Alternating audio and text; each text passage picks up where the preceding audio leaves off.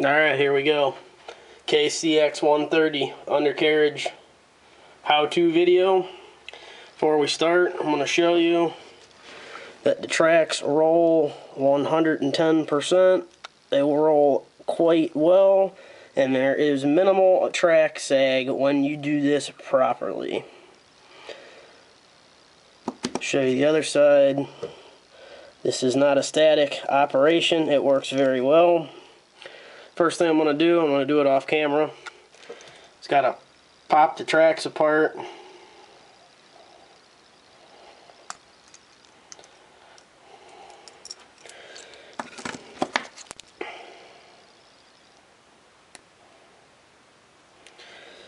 There's the track. See, there's... So, you can see this here. Man, this lighting is not that great. This is really hard to see because there's a dark undercarriage and dark parts. See, if you can see that little gap right in front of the teeth. This is not.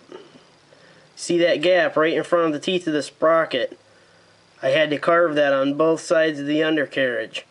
That's not there. It was done with a Dremel. It's fairly easy to do, but it does take a little bit of time.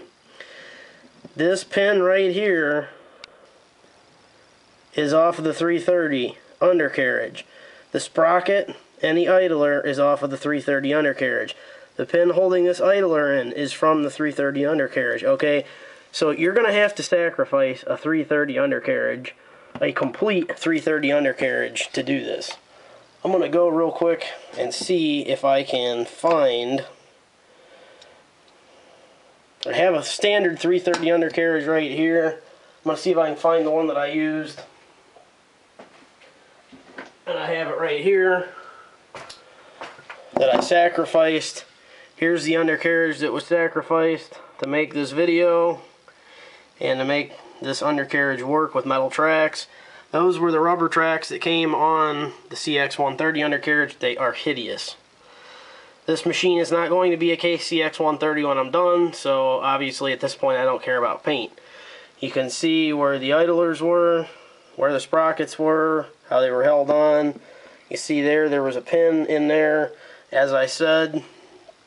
So now, to make this the best how-to video that I can off camera, what I'm doing is I am pulling this pin right here out. Here's the sprocket. Move this other stuff out of the way. There's the pin. There's the sprocket. There's the undercarriage. I did shave a little bit off there. And now you can see better what I'm saying about shaving in and cutting into the undercarriage. Now you can see it a lot better. So, you want to make that slot as nice and clean looking as you can. You see it here from the underside. Try to make it as nice as I can. It's not perfect, but you just want your work to be as nice and clean as possible. Again, there's that. I'm going to see if I'm going to try to pop this pin out real quick that's holding the idler in, so that you'll be able to see that too. That might take me a second though.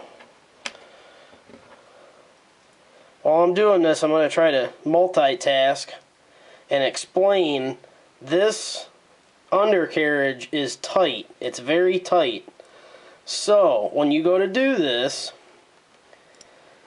right here, where the undercarriage holds the idler, I don't need to take the idler off to show you this. Oh man, that is horrible focus. Right there, you can see the pin there on that side. I'll flip it around. You can see the pin there. You actually have to open up the pocket. This pocket right here. You have to take a pair of pliers and open this piece and this piece up. Now, I'm going to say this right now. This is an expensive venture to undertake. If you do not feel that you can do this, do not attempt it. A CX130 is not a cheap model, and a 330DL or a 336 or whatever. None of these pieces are cheap, okay? I'm no master builder model mechanic guru, but I've done enough things that I have a pretty good idea what I'm doing. I've done a lot of different things over the last several years, over the last 10 years as I've been collecting, and so I have a little bit of experience. I am no master custom builder by any stretch of the imagination, but this is not an extremely simple task to take on. So I want to forewarn you. Yes, in my opinion, this undercarriage looks 1,000 times better with metal tracks and with the proper undercarriage parts, but it is work, and you have to be very careful when doing this to not destroy a model. Now, the 330 tracks can be very wobbly, and they can want to come apart very easily. They're real weird like that. So, what I'm going to try to do now is show you.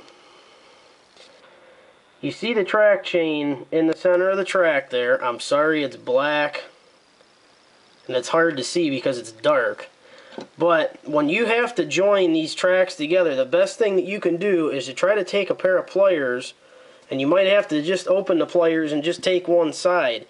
But you take that in there and you try to, very carefully without breaking it, where you have to join tracks together, you try to push the inside of the track chain out, and then you try to take the outside of the track chain, put your pliers on it like so, and very carefully with pressure squeeze it together so that the track will not fall apart. Now, you're not going to be able to do this at your last joint, but in other places you'll be able to if it tries to fall apart, so that this does not, so your tracks don't fall apart in 15 different places. You have to be extremely careful doing that. They will break. The metal, the composition of the metal that Norscot uses, in my opinion, is cheap.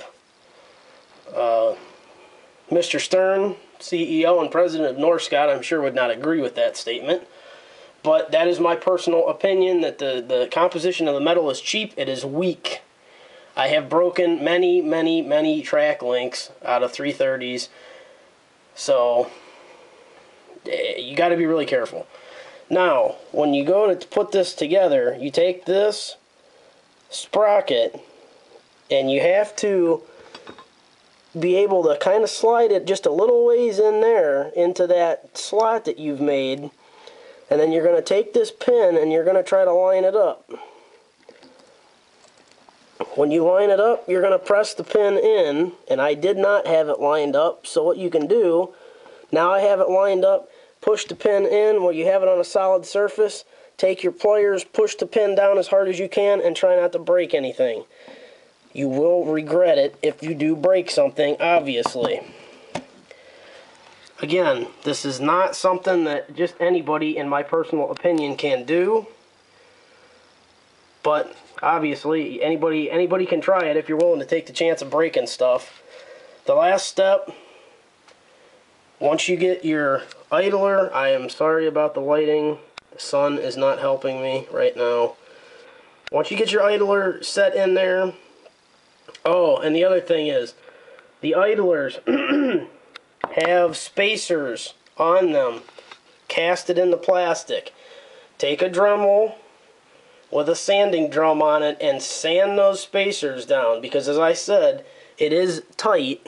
It is very tight to begin with, and so those spacers are going to have to go. And